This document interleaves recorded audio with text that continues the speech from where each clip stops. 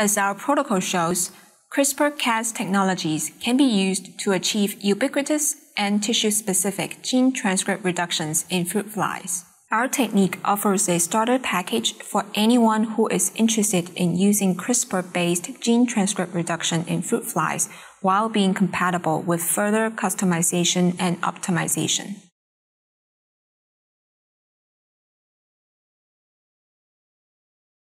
To set up a ubiquitous in vivo RNA targeting using a two-component CasRx system, collect 10 virgin adult female flies from the homozygous gRNA line of interest and 5 adult male flies from the balanced heterozygous Ubiquitous CasRx curly O line. Place the parental flies into a vial supplemented with 100 micrograms of dry yeast powder and rear the vials for 48 hours at 26 degrees Celsius.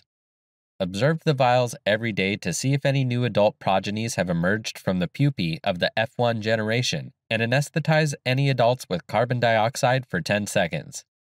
Once the flies become immobile, empty the vial onto a fly pad connected to the carbon dioxide tank with continuous carbon dioxide and use a color camera connected to a fluorescent stereo microscope to score and image the phenotypes of the flies. Then count the numbers of progeny with different phenotypes according to their fluorescent signal expression. Based on Mendelian genetics, 50% of the progeny are expected to express the targeted RNA.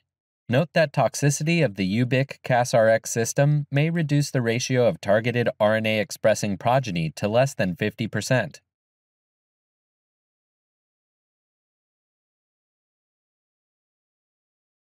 To set up a ubiquitous in vivo exogenous RNA